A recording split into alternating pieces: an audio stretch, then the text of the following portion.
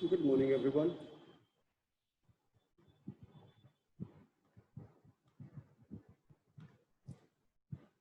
Am I audible? Yes, sir. Yes, Good yes, morning, Okay. sir. sir. Okay, great going. Okay. Uh, I'm extremely happy to announce that we are on the verge of completing the syllabus before we even started. If you feel I'm going too fast, please do let me know. And we can slow down.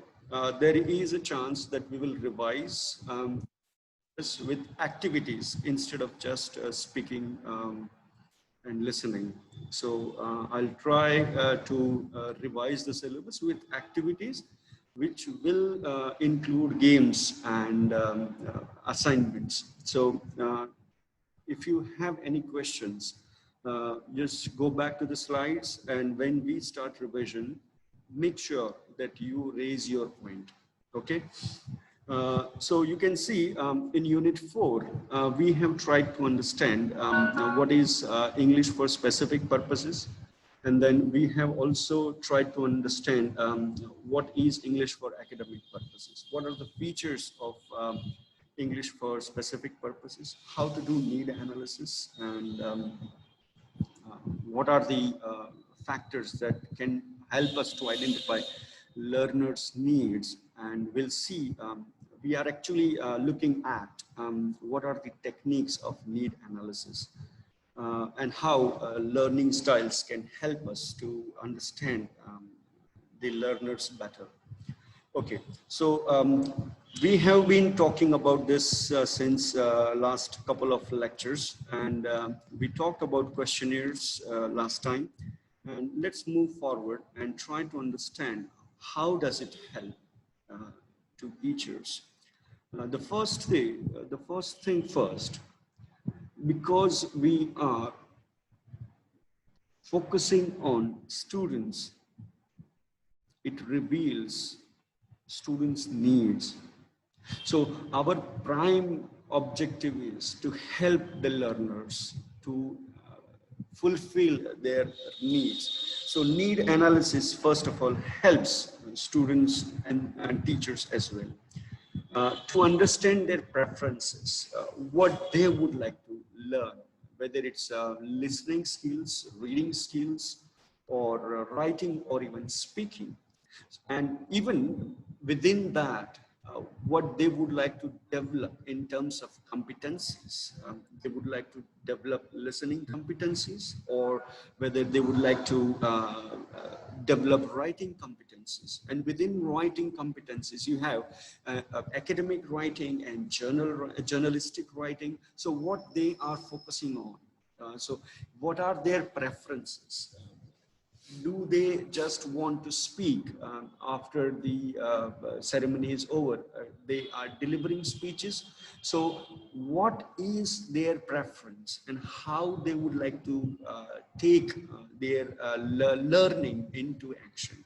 So need analysis will help us to understand their needs first. Second, preferences. Third, as a teacher, it helps us to provide a course book. We have to use something to take into the classroom to teach. It can be a course book or it can be study material. But then there is a lot of students' preferences that they don't like to study with the textbooks because there are multiple reasons we'll see. So need analysis will allow us to understand whether the students, the learners are keen for a book or not. Or if they are keen, what kind of book they would prefer. Sorry, something has gone into,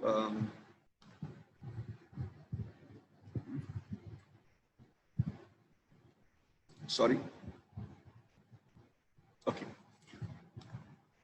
Thank you. So, and also it will provide, if you know the preferences of your students, you will also try to understand how to execute your 1 hour or 45 minutes. I think we discussed when we tried to understand Bloom's taxonomy. And we'll come back to it again when we talk of course design, syllabus design, and curriculum. We'll discuss the differences also, maybe today or tomorrow. So the next aspect that helps us in through need analysis is the sense of control over their course. So teachers as well as learners get a sense of control. See, it may happen that while you teach literature, you may go into the philosophy classes, you may discuss the linguistic aspects, you may discuss politics, you may discuss sociological aspects in literature. And if you are taking literature as a tool to teach language, there is a chance that your course may get diverted. At least for a couple of minutes or sometimes sessions, you don't know. Because when you are into literature, there are chances that you may come across things which you need, as per your thinking, needs an urgent attention. For example, if I'm talking about, let's say, Premchand's Godan, I may talk about India in 1930s. I may talk about the British Raj. I may talk about the Gandhi's arrival in India. So there is no sense of control for the teachers as well as learners. If students raise questions regarding that, teacher may answer that, and there might be a diversion. So with need analysis, you know what you are supposed to do in the classroom. There is a specific thing that you are supposed to focus, and this focus will give you a sense of control during the entire course. So need analysis helps us to do that. Now, it also helps us to design tailor-made courses. Like yesterday I saw, and you also experienced the different ways in which we learn. And our learning is different based on our styles. So there is a room for a teacher to design the course according to the requirement and needs of the students, in keeping learning styles in mind. And this is great tool in terms of focusing narrowly on language aspect. So need analysis also helps us to tailor-make the courses. We'll try to learn what are the tools that we have with us to design a tailor-made course. And then it helps the teachers to focus throughout the course. And that's what we have discussed. Now, there are chances when we say that we are trying to use trial and error method during the course design. Need analysis helps us to remove the odds that, okay, I'm trying this method, it may work, it may not work. Because when you try and test a method, it consumes time. And when you have a times as a crucial factor, students may not like it. Students may not be willing to sacrifice time.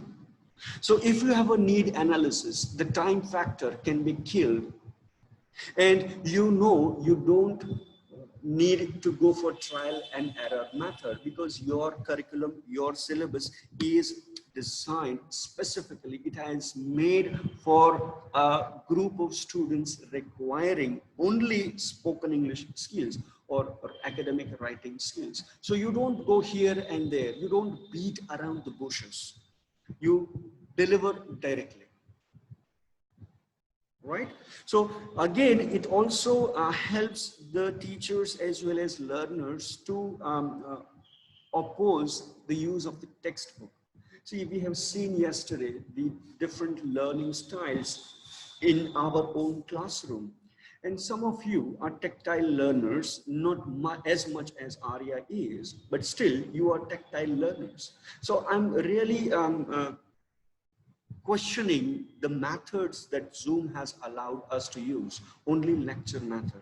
So is there a way to cater the needs of the learners whose learning style is based on tactile way of learning? Zoom or online platforms, maybe there are techniques I'm not familiar, so I have to search, I have to find out how to make my tactile learners involved in the classroom. So that is another research. But then it need analysis helps us to understand whether textbook are to be used or not. And then the students also can raise their voice. And sometimes it happens that because students are not given the power, they are not empowered to raise their voice. There is a problem. There is a frustration among students, and this leads us to think about Sushant Singh Rajput, SSR. I know I'm paying tribute to Mr. Sushant Singh Chauhan, Sushant Singh Rajput, by using his name as an acronym for our class. And that stands for S for success. We need students to succeed in whatever they are trying to do. Need analysis helps us as a teacher, as a learner, to succeed in whatever target language we are focusing on. Need analysis helps us to satisfy our learners. And if learners are satisfied, we can see the teachers can also get satisfaction of their work. And the biggest problem today in any educational institute is to retain attention of the students, and even retention in numbers, because numbers will bring revenue, and the economic aspect cannot be ignored. So Sushant Singh Rajput helps us, need analysis helps us to remind us that Sushant Singh Rajput is very important in terms of success, satisfaction, and retention. Need analysis helps us tailor-made the courses. And tailor-made, we have understood what tailor-made is. That means I will measure each aspect of my learner and try to accommodate every need of my learner. So if I do this tailor-made analysis for my learners, I will be able to satisfy, get success, and able to retain my students, right? So Newman suggests the potential conflicts of potential points of conflict can be revealed through need analysis. For example, the data might indicate the majority of learners desire a grammatically based syllabus, and that's may come as a surprise to many learners. Even today, students studying in English medium would like to learn and focus on grammar instead of developing fluency. So they need a explicit instruction because it's a grammatically based syllabus they require. If teachers are planning to follow non-traditional approach, they may need to negotiate with the learners and modify the syllabus to take account of learners' perception about the nature of language, nature of learning and language learning. So Nunan is very much right that teacher has to accommodate the learning needs. And if it is a grammatically based syllable, that's what students require, he has to plan accordingly. And there may be different ways and means of trying to accommodate the syllabus and learners' perception towards it. So our focus of need analysis helps us learners to understand the learning background, learning preferences. This is a summary. We will go forward in a couple of minutes. In short, learning background is necessary, preference is necessary. We need to understand what were their positive experience in learning English as well as learning negative experiences. What are their goals and how do they see and when do they want to achieve? How long they would like to take English classes for. For example, my IELTS students will always say to me that they need 3 months time and they want to get admission into September intake or January intake. So they will come in the month of July and they'll say January is my deadline and by that time I need to get at least 6.5 bands. So they know what are their goals and where and what time they need and require. So as a teacher, if you do need analysis, you will come to know at what milestones you are going to establish for themselves. Okay, so need analysis helps them. A deadline is there for the students that, okay, I do have this much time for this goal. I will be able to do this after 3 months, and I think that is the deadline for me and for the teacher as well. What are their feelings towards English learning, and what kind of course book they would like to take on, and what are their views on language acquisition? Do they feel you can have a Likert scale when you can say, do you like to learn English? Where would you like to learn and acquire English language? And they will say 1 to 5 in the classroom, outside the classroom, and then you can give a number of options. And what do they expect from the course? This is very important. Do they expect fluency, accuracy? Is there any specific aim in their mind, a specific purpose in their mind? I want to immigrate. I want to get past this test, occupational English language test conducted by IELTS, or they want to appear for the life skills, again conducted by British Council and Cambridge University. So there are many benefits when you do need analysis, and it allows us to focus on a particular way. There is a diagnostic test to conduct the later stage for the need analysis, that what are their like, you have questionnaire, you have interviews, you have informal chat. Similarly, you have a diagnostic test. The diagnostic test checks whether students need to develop a kind of language skill, what can be included in the course, what aspects of the language that he needs an improvement, and where is difficulty for the learner, and what are his strengths and his weaknesses. So if you conduct a diagnostic test, you will come across many aspects of the language. It requires a lot of research, and there are available diagnostic tests in the market online as well, which will allow us to build a profile of learners, of their command over skills.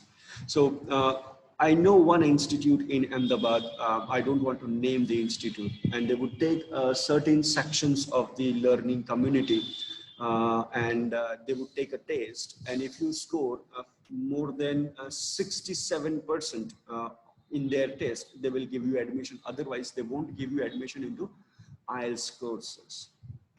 So what does it mean? That they want to take a certain section of the learning community whose profile is really, really strong. And as a result, there is the learners' results, the IELTS aspirants' results would be higher always. And those who are poor with their linguistic skills will not get admission into the institution. It means that those who are less than 67% will not get a chance to study in a certain type of institutions. And now you can see and you can compare yourself that all the profile of the institutes that has highest ranking in the world, they choose and pick the best of the best minds. So if their rankings are higher, it means that they have already selected the best candidates available from the pool. And those who are with less percentage in terms of numbers, with less academic qualifications, with less credentials, will go to normal universities, and their ranking may not come on the top charts. So this is all politics of taking what kind of people you want to do, and that can be done through diagnostic test. It's an interesting politics of ranking across the world, and there are a couple of research articles that I have come across, and would be a very interesting comparison to see how the universities from the world come into the top charts of the rankings. I don't want to comment further on that, but that's very interesting. So what do we do after the need analysis has been conducted? When you do a need analysis, you can get lots of information. Excuse me, give me a minute. Okay, there was somebody to meet me and I'll talk to him later. So once you do need analysis, what you get is lots of information if you have collected it very meticulously. And this is very precious raw data, and you have to save the data on a secure server, maybe a good hard drive or a pen drive. With you can do encryption as well, so that nobody can access that data. However, there is open access policy towards the data, that you can share the data as well, but you have to take consent of the learners before you share the data on an open platform. It's unethical to share the data without the consent of your subjects. So you can save that information for future research purposes. This is a very it's a gold mine. In fact, the data is gold mine, where you as a teacher can do lots of research on that during the classroom, even after the classroom, and during the course or after the course.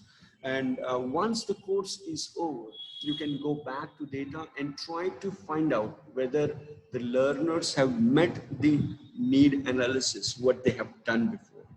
So in fact, you can do this way. Before the course begin, you do one need analysis. And the second, you can do it afterwards.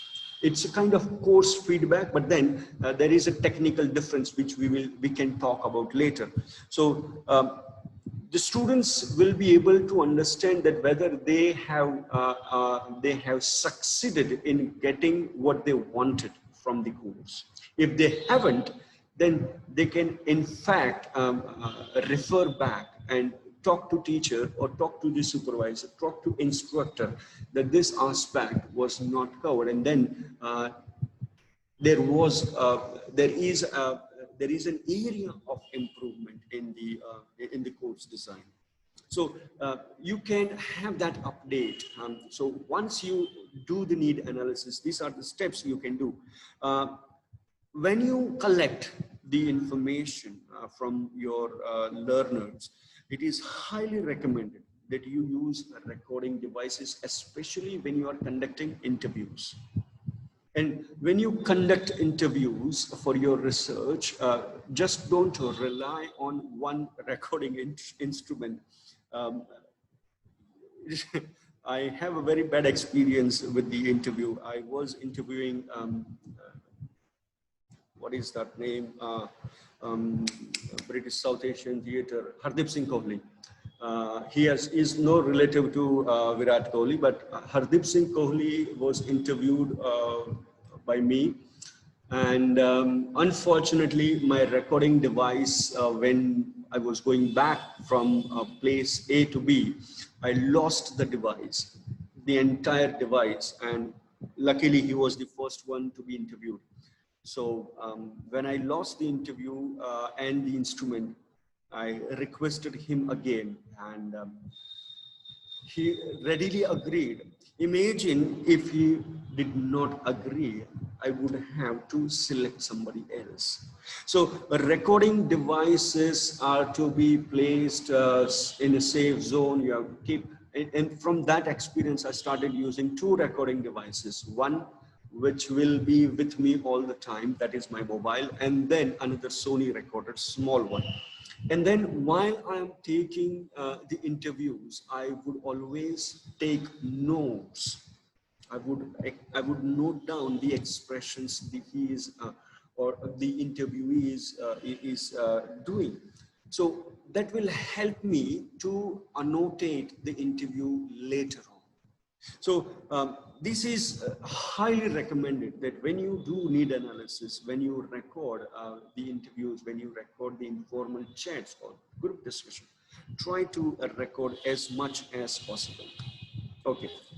Now let's look at the differences between course, syllabus, and curriculum. Because after the need analysis, what you do is try to design either of this. right? So let's try to understand what is syllabus, what is course, and what is a curriculum. You can say course is a path, a sequence, development, and evolution.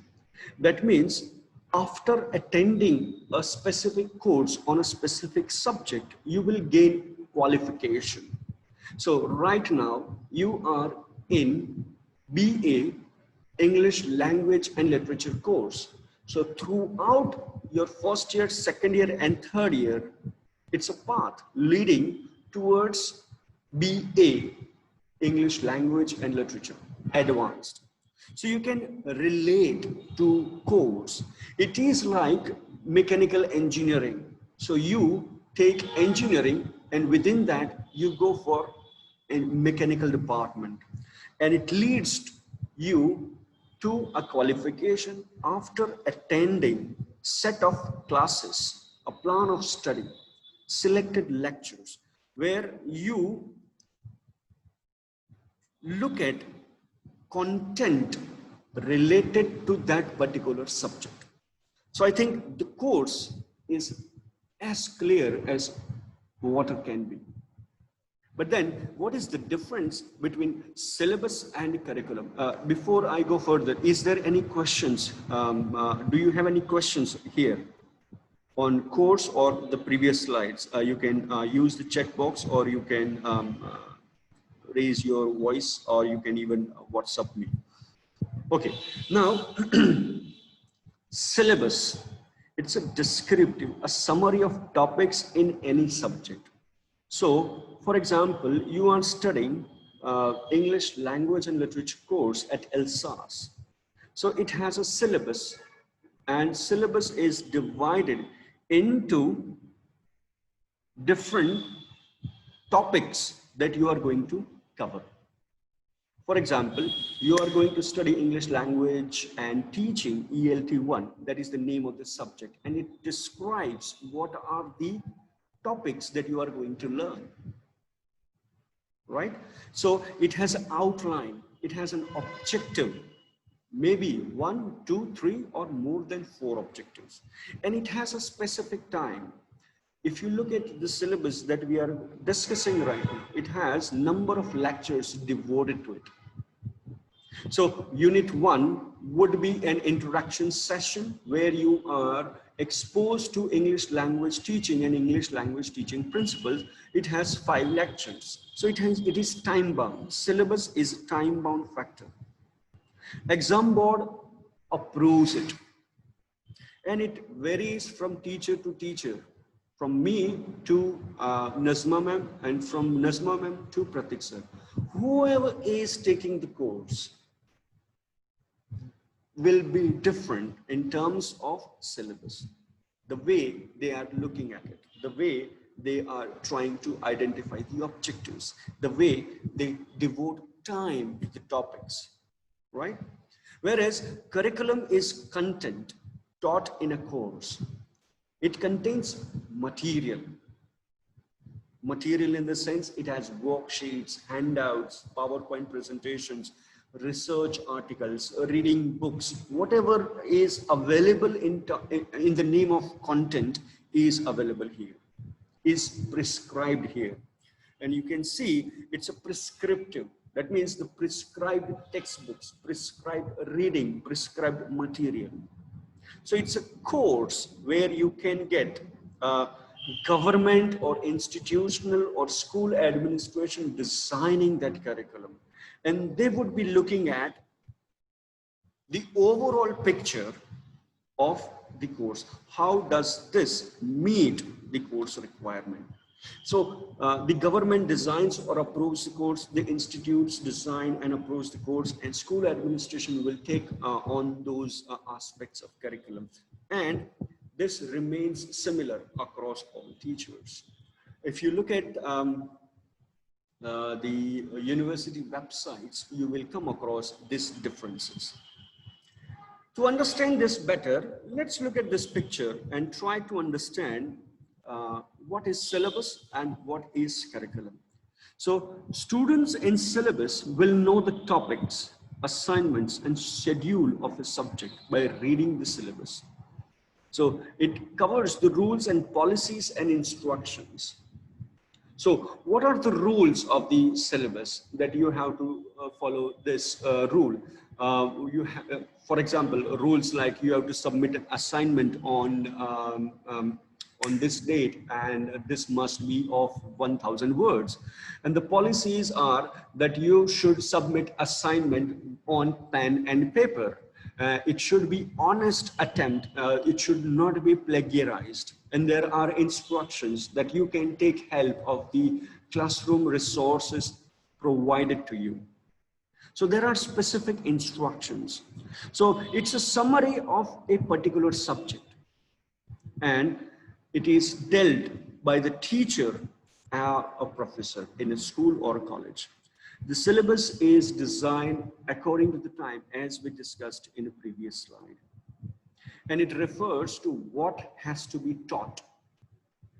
Whereas the curriculum is a whole content that we as a teachers try to teach in a particular program or a course. For example, your ELL course for bachelor's or master's course. And they try to, the curriculum aims to develop skills and learning experiences. So the overall content of the course or program can be called a curriculum. It is devised by the government or the institutes, and therefore it has its own specifications which can be learned. There are course designers, curriculum designers, content developers, and this is again a huge field for research.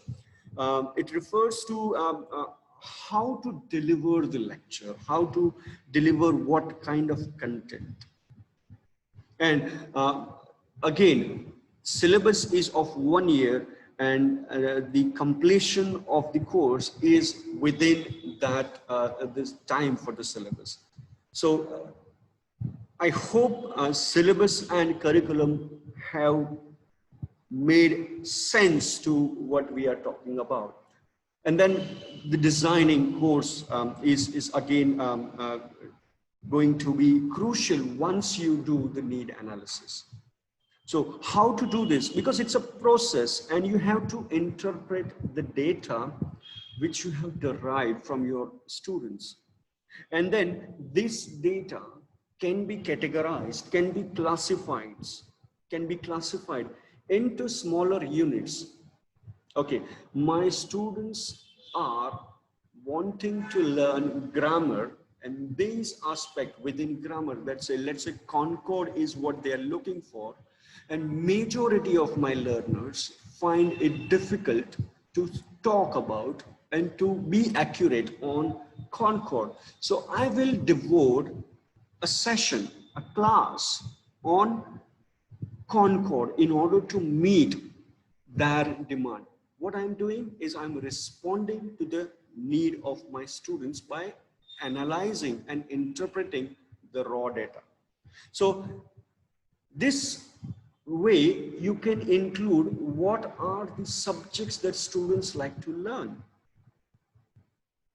and list of those learning ideas, list of those lessons, list of those needs can formulate the syllabus. And what to design or what to teach first and how to teach that will be part of your design. And then it will also allow you to select the material. Whether I need to work on more on worksheets, or do I need just PowerPoint presentations, or do I need a grammar reference books, or do I need something else? Do I need audio visual? Do I need pair work or group work in order to meet these demands? So the materials and methods will be based on that. And then evaluation as well. We'll talk about evaluation when we talk of designing learning outcomes and learning objectives and learning aims. We'll try to understand the difference between all that. So goals, aims, refer to overall or long-term purposes of the course and objectives, describe the specific ways in which the goals can be achieved. We'll talk about that in greater detail later on. So now the question comes from the previous slide that you need material, and one of the important and easiest thing that ELT teachers look at is course book. What is the course book that can be helpful to learners? As I said before, that learning styles and learning needs might be different for all your learners. So the question comes here, can English language be taught without a course book? The answer may be yes or no. It entirely depends on the kind of course book you have chosen. And there are certain books which researchers call a bad textbook. I don't know whether you have come across this word or not, but there are textbooks which are badly written. Because it does not cater the needs of the learner, it does not aim at the age of the learners. When I say age, I'm talking of their psychological needs. It doesn't talk of the interest of the students. If either of these three factors are not met in a textbook, that means a textbook is bad. Coupled with that, the variety is lacking, because when a textbook is used in the class, it needs variety. Variety in the sense, the difficulty levels. It can be easy, medium and hard, advanced, intermediate and elementary. So if the textbook is not catering those needs, it is a bad textbook. If it does not cater the learning styles of the learner, auditory, visual and tactile, or even combination of these three, then a textbook can be a bad textbook. So when a writer is writing, he has to consider all these points: needs, age, interest, variety, learning styles, and together with all that, he also has to consider the activities that enable to develop linguistic competencies. So it's not just writing a book that is a very crucial factor in academic life, but it should focus on needs, age, interest of the students, variety of difficulties for the classes, hard, easy, and easier, or maybe advanced, intermediate, and elementary, and learning style, audio, visual, and tactile, or combination of that, and developing linguistic competencies. If a textbook can do these functions, then it stands a good chance to be recommended in the ELT class. We have less than 1 minute and I'll not go further. So if you would like to ask a question, if you would like to know anything, you can use this time, or later on, if you are finding it difficulty to watch and understand the YouTube video, you can come back to me always and raise an important question. Okay, please don't forget to refer after the session at night. Just listen to the lecture and find out what can be helpful. If you are an auditory learner, this is a very great resource. Thank you very much for your attention, and we'll meet in the next class. Thank you, sir. Thank you. Thank you very much.